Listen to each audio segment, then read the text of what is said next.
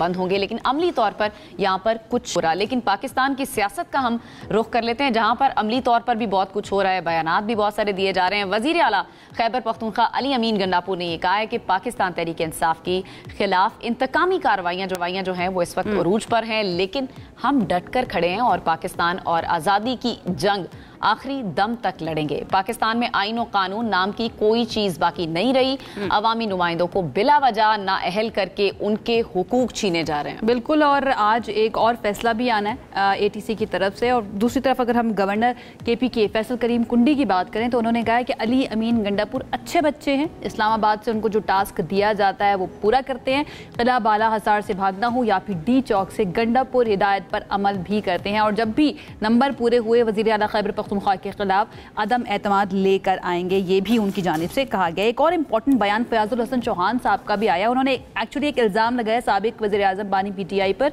वो कहते हैं कि करतारपुर राहदारी का जब इफ्तिताह हुआ था तो सिखों की तरफ से एक गिफ्ट मिला था और वो था सोने का लोटा, लेकिन बानी PTI ने यह किया कि उस सोने के लोटे को तब्दील करवा दिया पीतल के लोहे के साथ। अच्छा। और उसके ऊपर एक सोने का पानी चढ़वा के तोशा खाना में जमा करवा दिया, और इस तरह उन्होंने कहा कि बेसिकली ये करप्शन की गई थी बानी PTI। वो जो सोने का लोटा वो कह रहे हैं उन्होंने अपने पास रख लिया। अच्छा, इस सारी सिचुएशन के ऊपर बात कर लेते हैं। हमारे साथ इस वक्त मौजूद हैं सीनियर तज्ज़ियाकार, सीनियर सहाफ़ी हैं मज़हर अब्बास साहब। उनकी तरफ चलते हैं। मज़हर अब्बास साहब, थैंक यू सो मच हमें ज्वाइन करने के लिए। गुड मॉर्निंग कहूँगी आपको और सलाम भी करूँगी।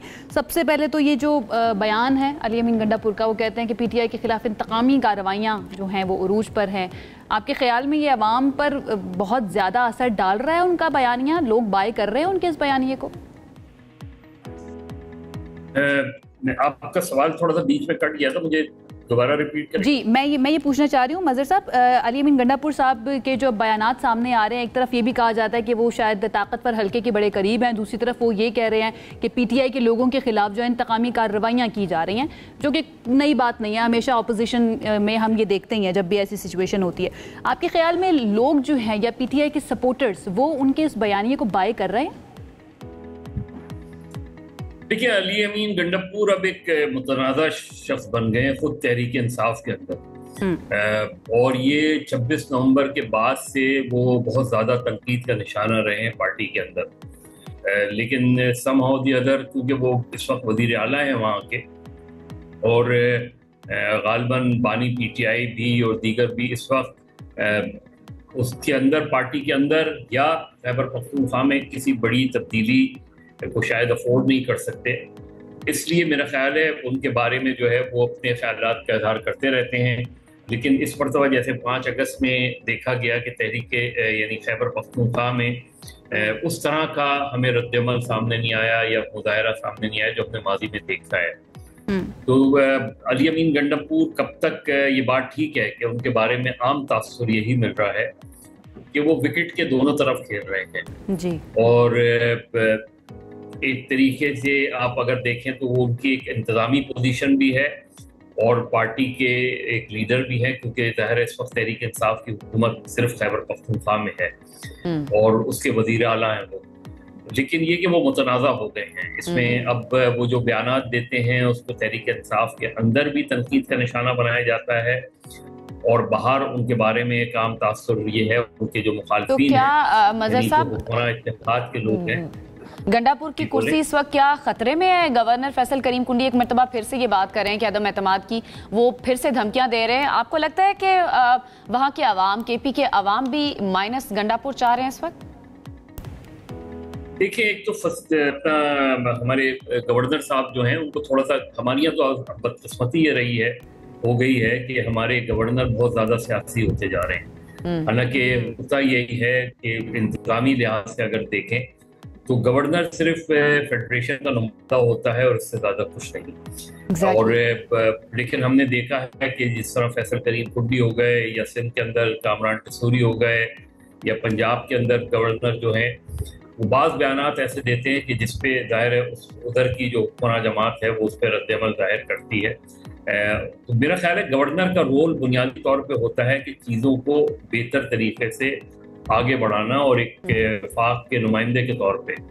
लेकिन हमारे जो गवर्नर हैं हालांकि ज़ाहिर सियासी जमातों के नामजद करदा होते हैं, लेकिन तय होता यही है कि जब आप गवर्नर बन जाते हैं या इवन जब आप सदर बन जाते हैं تو آپ کو اپنی جماعت سے استعفیٰ دینا پڑتا ہے. مجھے میرا نہیں خیال کہ آصف علی زرداری صاحب نے بحیثیت شریک چیئرپرسن پاکستان پیپلز پارٹی یا صدر پاکستان پیپلز پارٹی پارلیمنٹیرین استعفیٰ دیا یا نہیں دیا.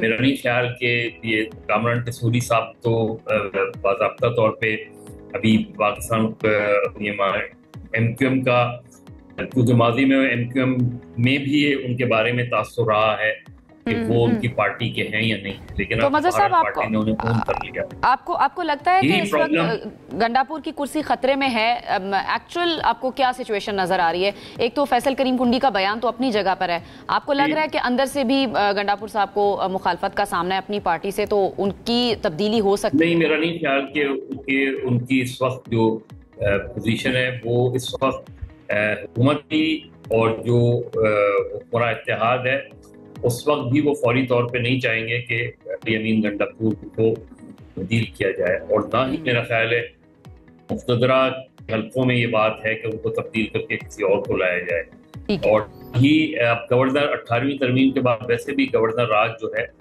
وہ اب بہت مشکل ہو گیا ہے. مشکل بھی ہو گیا، اور نمبر عدم اعتماد لانے کے لیے نمبر بھی پورے کرنا وہ بھی ایک بہت بڑا ٹاسک ہوگا، اس کی بھی لگ نہیں رہا ہے، صرف بیانات کی حد تک ہی محسوس ہوتا ہے. اچھا، آج جو فیصلہ آنا ہے 9 مئی سے متعلق، آپ کو لگتا ہے مظہر عباس صاحب کہ اس کے اندر مزید سزائیں ہو سکتی ہیں اور پھر دن اگین مزید نااہلیاں بھی ہو سکتی ہیں؟ کیونکہ شاہ محمود قریشی، ڈاکٹر یاسمین راشد، اعجاز الحق صاحب، ان سب کے نام اس کے اندر شامل ہیں جن کے فیصلے محفوظ ہو چکے ہیں اور آج سنائے جانے ہیں. دیکھیے، یہ تو ایک سلسلہ چل پڑا ہے. اب 9 مئی کے حوالے سے جس طرح ہم نے ابھی دیکھا پچھلے چند ہفتوں میں، اس وقت تو لیڈر آف دی اپوزیشن نہ ہمیں قومی اسمبلی میں ہے، نہ سینٹ میں ہے، نہ پنجاب اسمبلی میں ہے. اب اگر یہ بھی آتا ہے تو پارٹی کے ٹاپ عہدیدار بھی جو ہے وہ نااہل ہو جائیں گے. بظاہر یہی لگ رہا ہے کہ جو فیصلہ ہے وہ اسی طرح عین ممکن ہے کہ ایک آدھ سرپرائز ہو آج کے فیصلے میں، لیکن بظاہر لگ رہا ہے کہ شاہ محمود قریشی اور ڈاکٹر یاسمین راشد دو کا فیصلہ بہت اہم ہوگا. اور کیونکہ آلریڈی 2 سال تو یہ جیل کر چکے ہیں، تو اب دیکھنا یہ ہے کہ فیصلے کے بہرحال تحریک انصاف کے اوپر تو زبردست نتائج ہوں گے، لیکن تحریک انصاف کا سپورٹر ان فیصلوں کا اثر نہیں لے گا جہاں تک میرا خیال ہے. وہ کیونکہ ان مقدمات کو ہی تسلیم نہیں کر رہا، وہ ان چیزوں کو ہی تسلیم نہیں کر رہا. ورنہ تسلیم کر رہے ہوتے تو بہت سی چیزیں بہت پہلے مختلف ہو جاتی. تو آج کا فیصلہ اہم ضرور ہے تحریک انصاف کے نقطۂ نظر سے. کیا یہ عوام کا یا سپورٹر کا غصہ جو ہے، مظہر عباس صاحب sorry to cut you here, یہ جو غصہ ہے یہ 14 اگست کو ہم دیکھ سکیں گے؟ پی ٹی آئی جو اب احتجاج کا اعلان کر چکی ہے کہ 14 اگست کو وہ احتجاج کریں گے، آپ کو لگتا ہے کہ لوگ پھر نکل کر آئیں گے؟ دیکھیں، وہ اسی طرح کا ہوگا میرے خیال میں جیسے 5 اگست کو ہوا. ایک احتجاج ضرور ہوگا، اور حکومت نے اگر کوئی اس طرح کی حماقت نہیں کی کہ اس پر لاٹھی چارج اور ٹیئر گیسنگ اور اس طرح کی چیزیں انٹل انلیس وہ وائلنٹ ہو جائیں، تو میرا خیال ہے ایک پیسفل ڈیمانسٹریشن ہوگا. 14 اگست کو لوگ ویسے بھی باہر نکلے ہوئے ہوتے ہیں، اور تحریک انصاف کی بہرحال ایک لوگوں کے اندر ایک سپورٹ تو موجود ہے. اب وہ سپورٹ ٹرانسلیٹ کس طرح ہوتی ہے 14 اگست کے بعد کیا ہوگا؟ 14 اگست کے بعد تحریک انصاف یا جو ان کا ایک الائنس ہے تحریک تحفظ آئین و پاکستان، اس کے تحت آگے کا لا عمل کیا ہوگا، یہ امپورٹنٹ ہے اور یہ دیکھنا باقی ہے. بالکل صحیح ہے. مظہر عباس صاحب، بہت بہت شکریہ، آپ نے پروگرام میں ہمیں جوائن کیا. اور یقیناً اس وقت پاکستان تحریک انصاف کا مستقبل کیا ہے، سوالیہ نشان ضرور موجود ہیں، اور تمام ہی حلقے 14 اگست پر نظریں جمائے بیٹھے ہیں جو کہ پاکستان کی آزادی کا بھی دن ہے، اور تحریک انصاف نے اسی دن کی